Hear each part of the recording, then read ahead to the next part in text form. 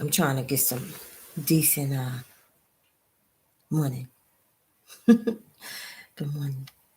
Trying to get some decent positioning because I'm on my laptop.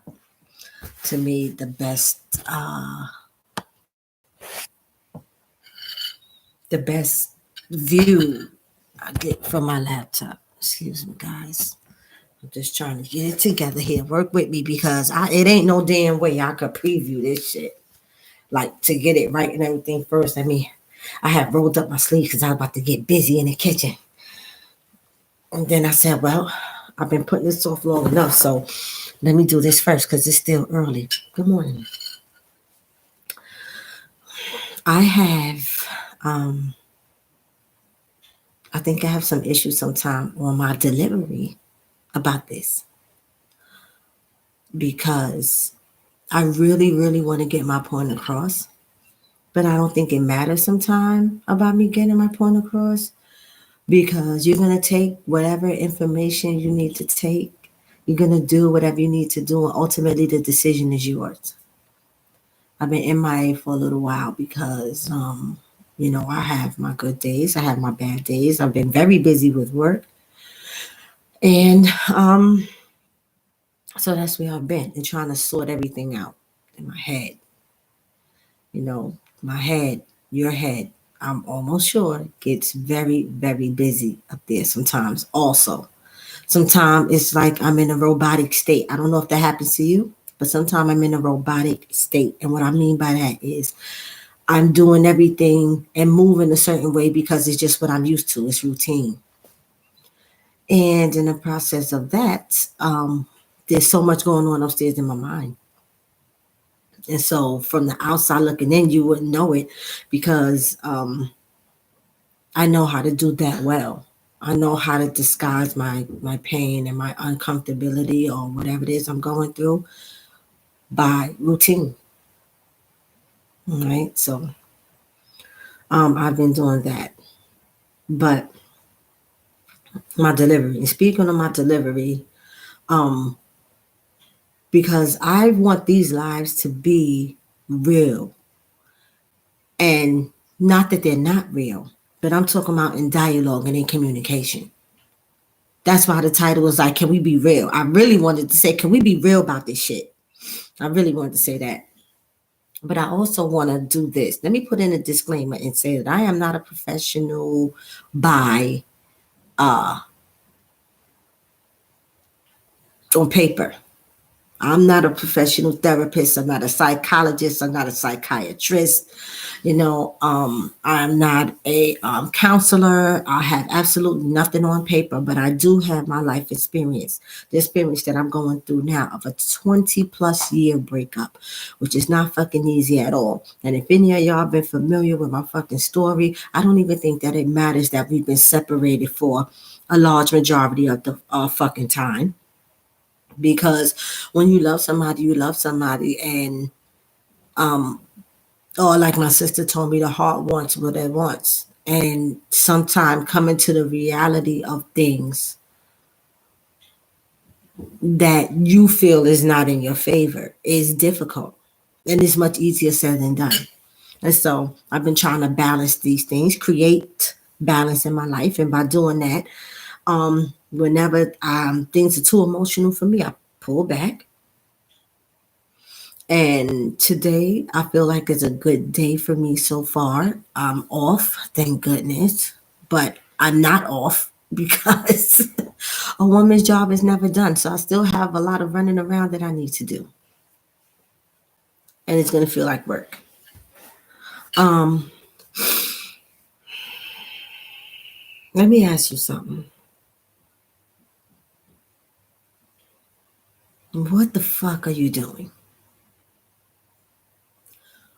What the fuck? What the fuck are you doing? Mm-hmm. Get your coffee. Get your coffee. Sit down. Have a seat. Get your tea. Get whatever your comfort food or drink is at this time.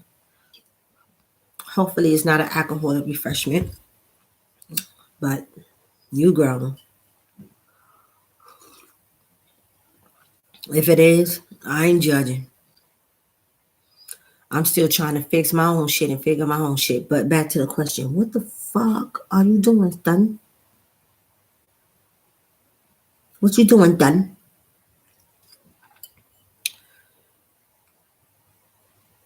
What are you doing? Making people comfortable with mistreating you.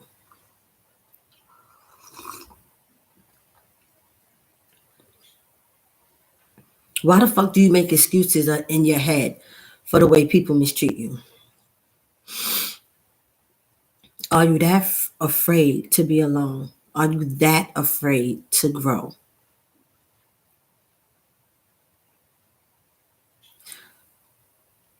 Do you really believe in the higher power? Do you really? Or is it only when it's um, towards your embetterment? Because if you believe in a higher power, then I'm here to tell you that they will not put more on you than you can bear,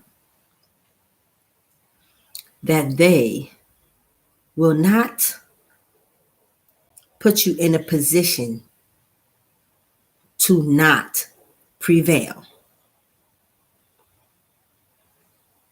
But I think also in my healing process, I've discovered, and I could be wrong, but I think I'm right. In our healing process, I think that we have developed a savior complex. Like we put everything on God. Everything.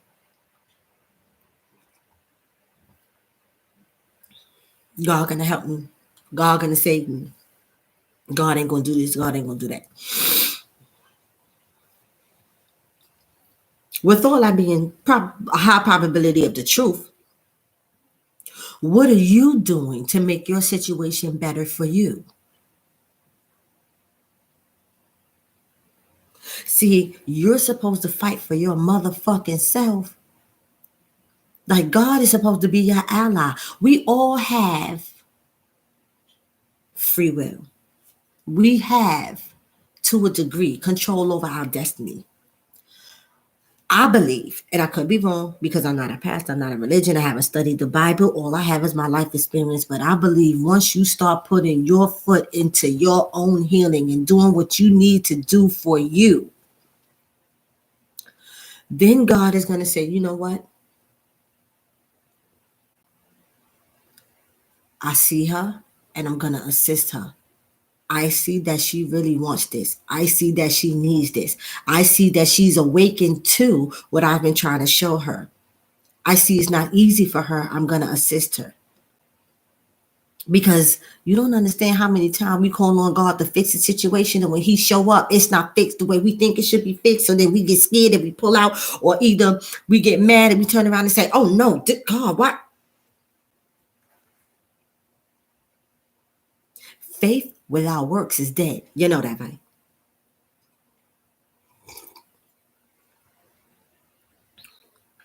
Ain't no exception to that rule. Faith without works is dead. So what type of work are you putting in to ensure that you are progressing in your healing process? You praying a lot, right? I'm gonna give you an example. You praying a lot. You want God to heal your heart, but you still in the same toxic environment that made you sick. So you want God to heal your heart in a place that broke your heart.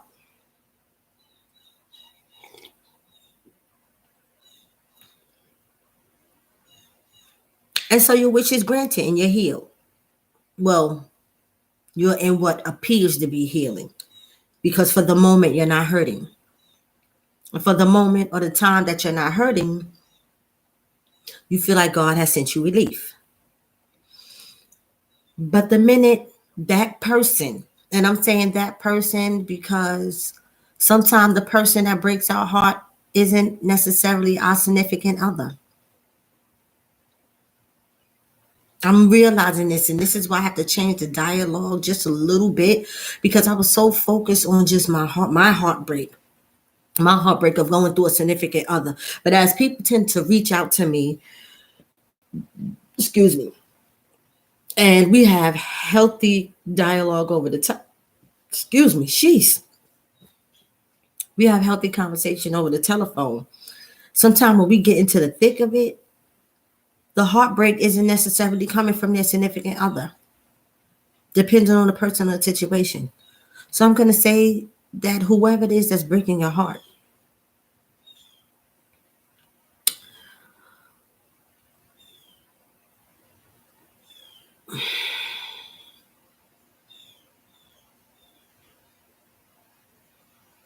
I just don't want you to be broken. Us as Black women, we admittedly be real about your shit. Can we be real about this shit? We've been broken a long fucking time. And because we love so hard the way we do, we keep allowing people to fucking break us. We make excuses for them. And then we turn around and say, you know, our love is tough. We built a certain way. We minimalize our fucking pain. Can we not do that? I realize we're in a hypersensitive society now, you know, but fuck society because society ain't there when you by yourself and you crying your fucking tears. It's just you, right? And so when you crying your tears over people that hurt you, whoever it was that fucking hurt you, why do we minimalize it? I understand, okay, we don't want people in our business, right? Okay. We don't want people in our business. I ain't even talking about that. Why to ourselves do we minimalize either what the person did or how we feel about what the person did? We say shit like, I'm gonna be all right. When in that moment, you're fucking not all right. And it's okay in that moment not to be all right. It's okay to be fucking human. Fuck what these motherfuckers try to drill in your head about being robotic. I ain't got no feelings. That's a motherfucking lie. That's a motherfucking lie. If you are human in any type of way, you got some feelings about something. And when you're not okay, that's perfectly fine to admit that you fucking not okay. And that you need time to get to a space where you can be okay. So what the fuck are you doing? Minimalizing how you're affected by what somebody else did to you in order to make them comfortable. Why the fuck do you insist on making them come? We ain't even gonna do tit for tat. We ain't gonna do, oh, shit, I'm gonna do this to this nigga because he did it to me. We gonna be real about this shit.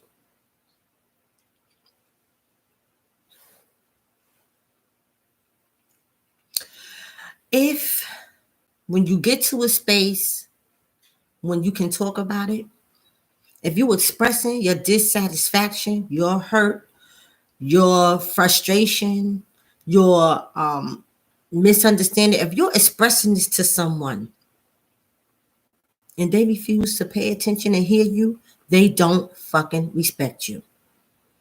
It is very possible to be in a long relationship with someone and negative feelings begin to infiltrate the relationship. That's possible. It's sad, but it's fucking true. It's possible for your significant other to be jealous of you. See, this is so many ways what I mean about minimalizing.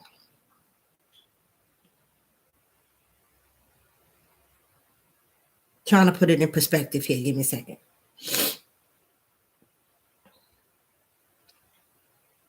A lot of us came from the fucking trenches. A lot of us came from the fucking trenches. Prayer without works is dead. So we prayed and we put in the fucking work to get where we are today, wherever the fuck we are. If you got your own house, if you got your own apartment, if you got your own healthy marriage, if you got whatever it is that is working for you, you have prayed and you have put in the necessary fucking work to get where the fuck you at. And when you look in retrospect, you had some good days. You've had some bad days. You had some tough nights. But you made it. And in pushing through and getting through, you look in retrospect and you say, you know what? Up until this point, my life been all right. It ain't been the fucking best, but it been all right. And so I'm sorry, but I'm not sorry if your significant other didn't have the fucking same experience. I'm sorry, but I'm not sorry that when you got to a fairly decent place in your life. And see, here I am even minimalizing. I'm minimalizing because I'm trying not to offend anyone. You ever notice that when you big yourself up, people say you're not being humble? You ever notice that when you celebrate yourself and you don't give a fuck about what nobody else say, people say that you're not being humble. And when people are offended by you not being humble, they try to twist the narrative. Like, oh, they arrogant, or oh, they think they all that. Well, so let me not minimalize it, but just know that I am not a professional. And my dialogue and my conversation with you is for us to be adults about this shit. And if anything that I say offend you, let me tell you that I am not trying to offend you, but it's not my fucking problem that your comprehension is minimal. That's not my fucking problem. All right. So here I am and trying to make a point, but I'm minimalizing the success of things, of you, how far you've came, or because I don't want you and or possibly your significant other and or possibly whoever is in your life that is mistreating you, I'm trying to minimize them being offended by what I'm about to say. Everybody has their own fucking life. Their life experience. Everybody's shit is set up different. Will we love to take the people we love with us on our journey when we see our journey is working out pretty damn okay? Absolutely. Unfortunately, the creator doesn't have it set up that way. There's some people that can't go with you on your journey. There's some people that only go with you to a certain level of your journey. There are certain people that you haven't even met yet that's going to come in to continue certain parts in the process of the fucking journey. I'm saying all that to fucking say is it is not your fault that your significant other may possibly be jealous of you, of where you are. We look and we minimize this shit by saying, by my own standards, I'm successful. I am not filthy rich. I am not a celebrity, but I have came a long fucking way. I have a stabilized roof over my head. I have a higher value of love for myself. And when I look back, no matter the ups and downs that I fucking go through, me and God get together and we manage to fucking get through. And other people look at that and feel some type of fucking way. But that is not your fucking problem, even if it is your significant other. For whatever reason, right? Quite possibly, you've been put into the life of your significant other just to try and assist them. Maybe it was divine intervention. Maybe it was the love that you have for them. But whatever it is that you're trying to do, you're saying to yourself, I want to be fair to my partner. I see them in a situation in which I could be helpful, and I'm going to try to help them. But if they in turn are turn around and hurting you, you need to take a fucking look, a serious fucking look, and motherfucking say, wait a minute, that is not a red heart. Bitch, that's a red flag. It is not a red heart. Bitch, that's a red flag. And of course, because we love these people, we say, we minimalize, they're not perfect. They're going through some shit. It's misplaced aggression. It's misplaced anger. But how many times you gonna do that? How many times you gonna make excuses for people to continue to hurt you? How many times are you gonna make someone that's hurting you comfortable with hurting you? This is what I'm saying. Can we be real about this shit?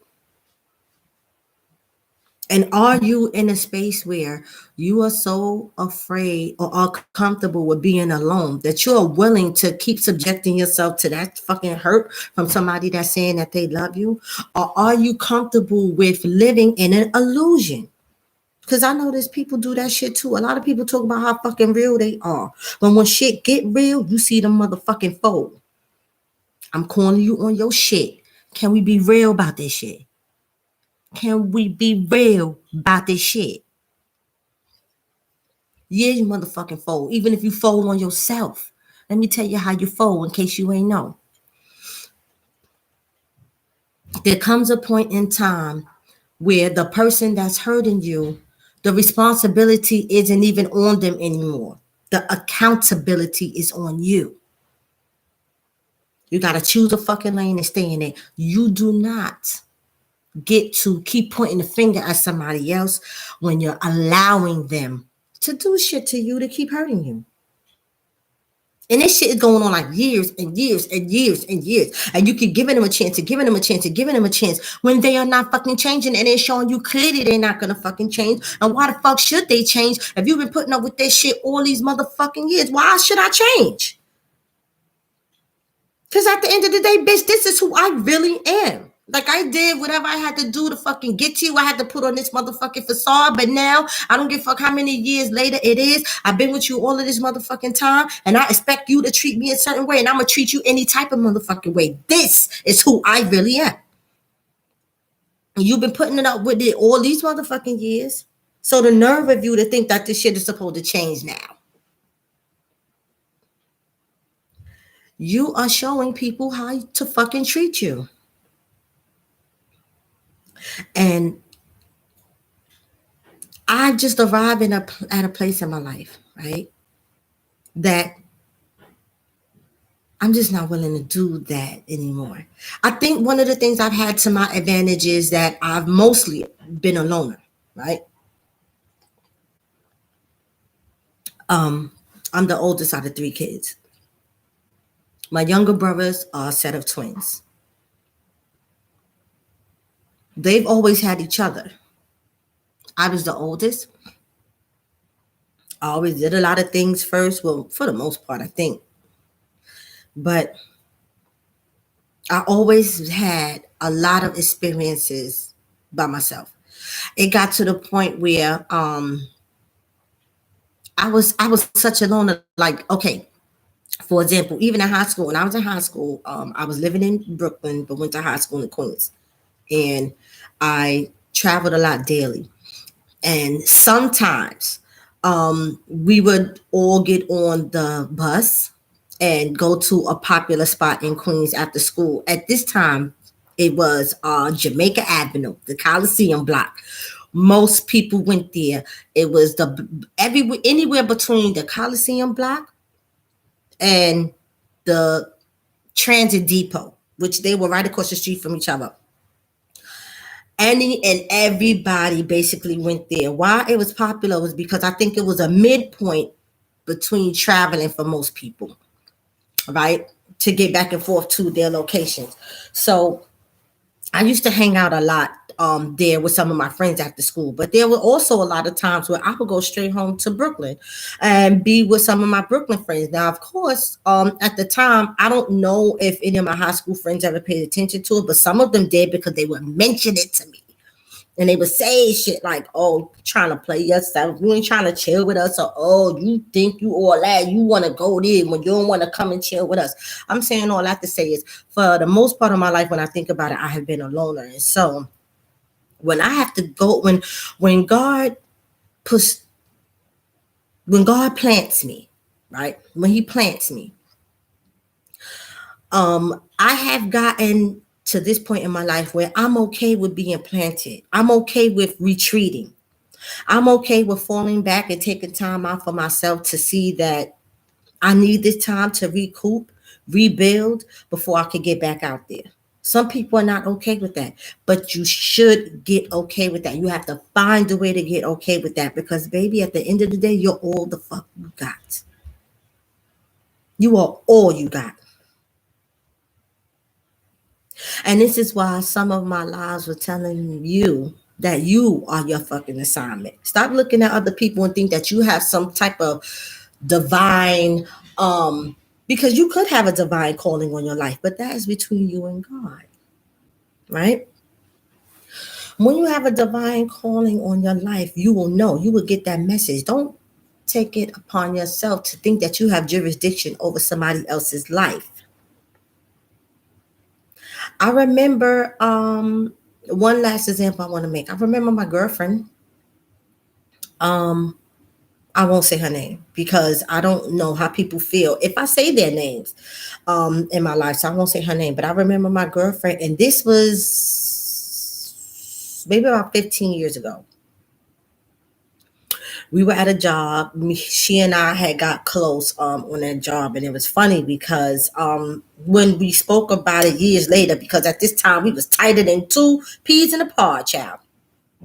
We spoke about it years later. She said, "You know, I remember coming across you, and I remember you being by yourself a lot, and I remember you giving off this aura like you didn't want no friends, and that didn't even intimidate me. That didn't even bother me.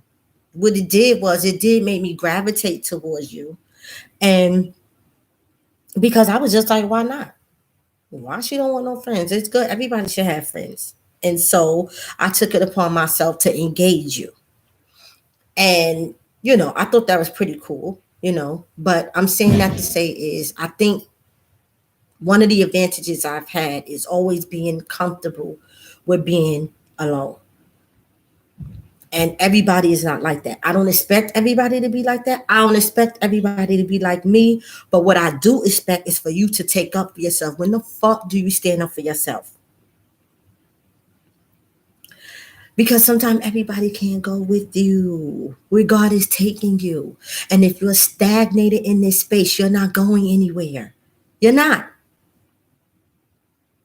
And that is what the opposition want for you. The opposition, the enemy, and the person that's continuously hurting you. They want you to stay stuck in a certain place because they don't want you to move past that hurt. Once you gain clarity, once you gain perspective, once you start to heal and you stand up for yourself and say, this is what's not going to happen anymore, it makes them uncomfortable, frustrated, and now the dynamics start to change.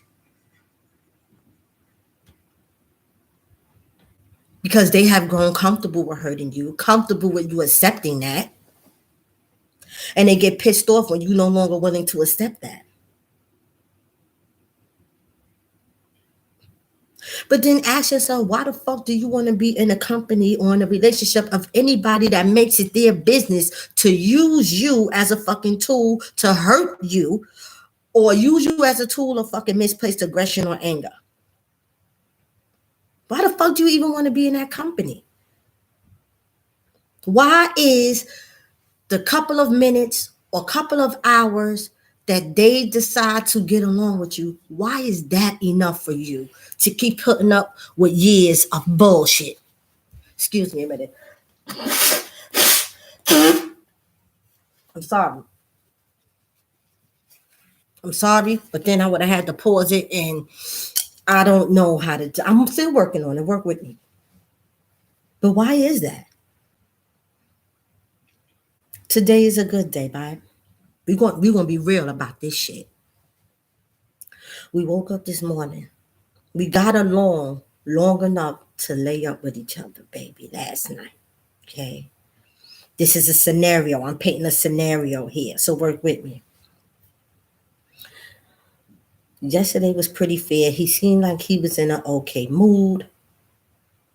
We laid up. It was good too. We woke up this morning. We're good. I made some breakfast. We discussed what we was going to do with our day. But when we started to discuss what we was going to do with our day, all of a sudden, his mood changes. Because he feel like now I'm trying to keep tabs on him.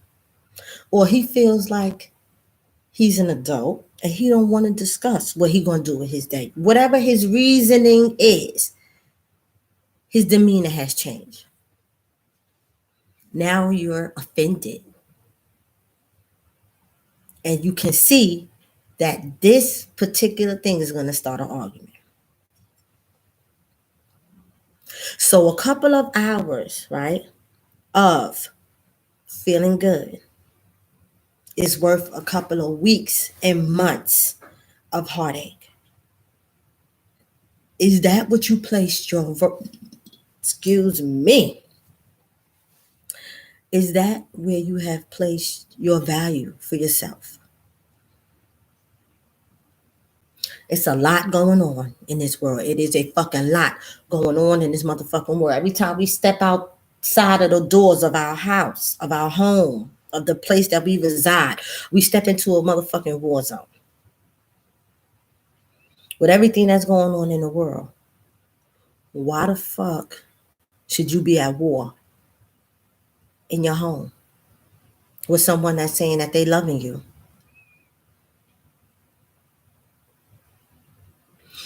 Is pain the only definition of love that you know?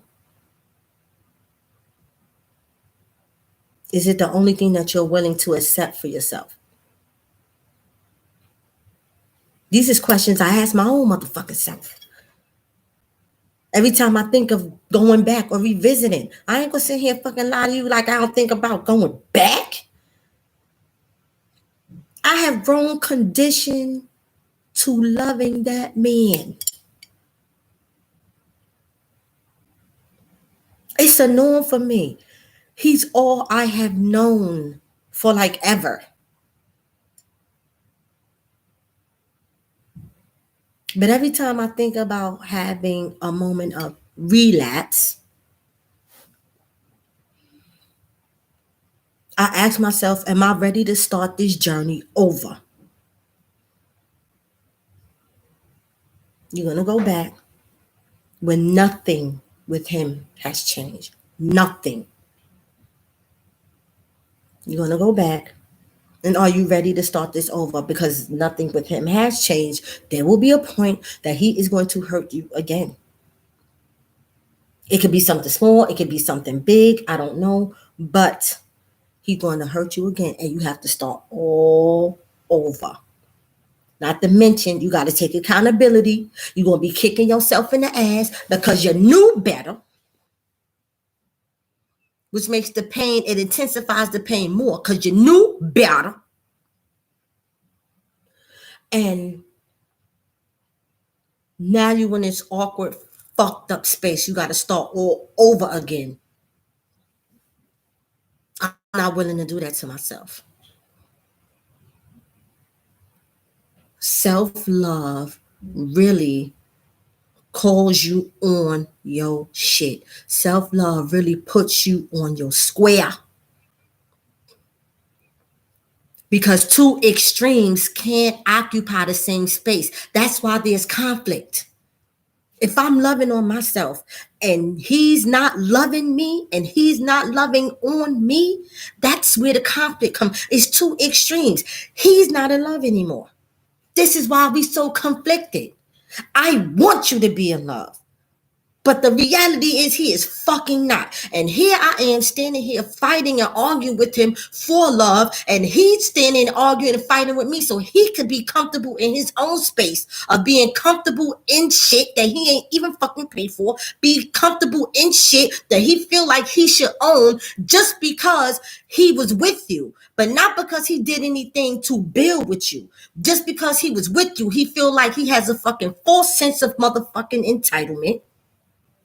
And he's standing there like, look, I'm not in love with you no more. I don't feel the fucking same with you no more. But I'm still entitled to this space for the time that I put in with your motherfucking ass. And until I'm ready to go, I'm not fucking going. And you standing there arguing, because this is the real basis of the fucking argument.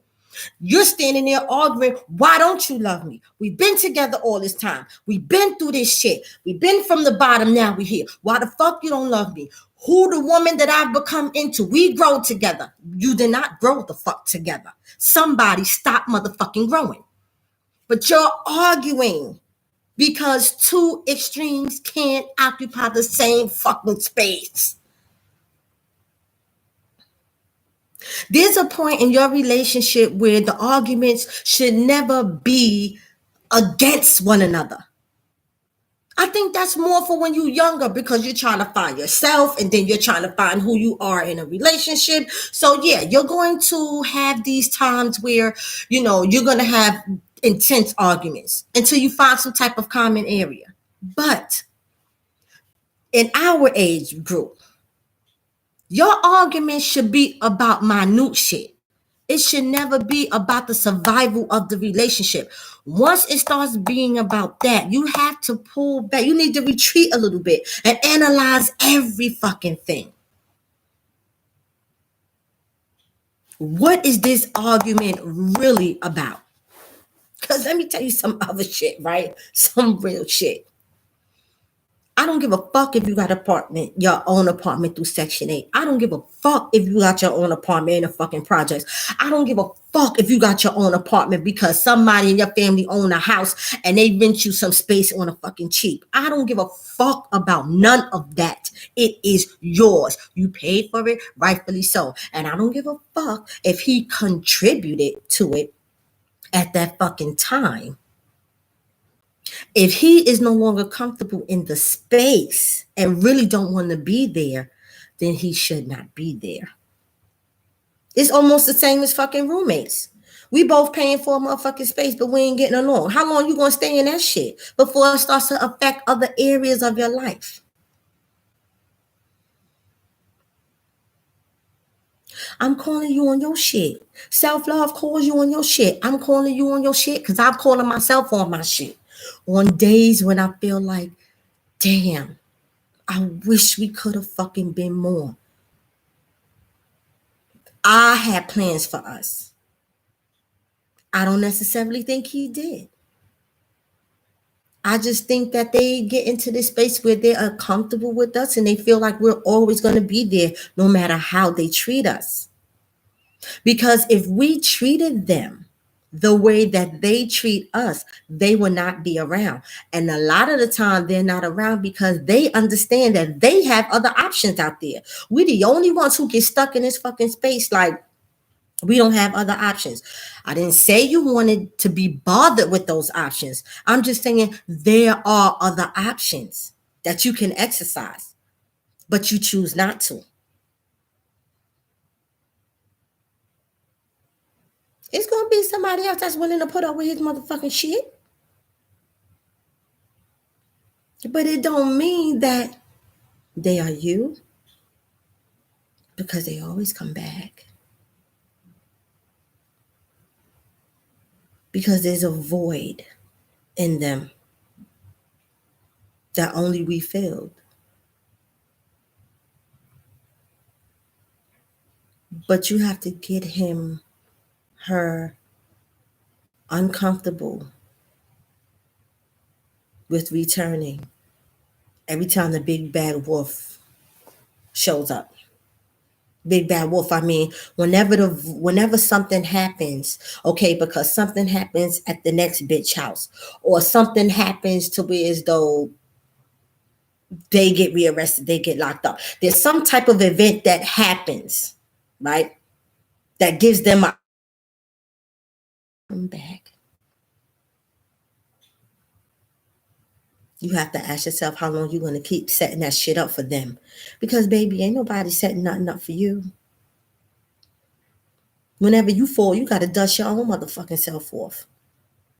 When they fall, they looking around waiting for you to come and rescue their motherfucking ass. Because it's all they've known. The fucking issue is sometimes they fall, and when they reach up, you think they're reaching up so you can help them up. They reaching up so they can bring your ass the fuck down with them. You better be careful, baby. I done took up enough of your time. I apologize for that. I'm going to definitely do another live later. But I just wanted to touch bases with y'all and give y'all something to think about. What the fuck are you doing? making somebody comfortable, giving somebody the okay to continuously hurt you. Just ask yourself. I want y'all to have a wonderful day today. I'm going to do my nails today. Look, I got one missing. I got all this new growth in there. So I'm going to go and do my nails, and then I'm going to come back and cook some dinner for my boys later. I love doing shit like that. I want y'all to have a beautiful, beautiful day today, because I had an aha moment. And I want to run it past you. But I'm not going to do it right now, because I think we had a moment. So just think about it.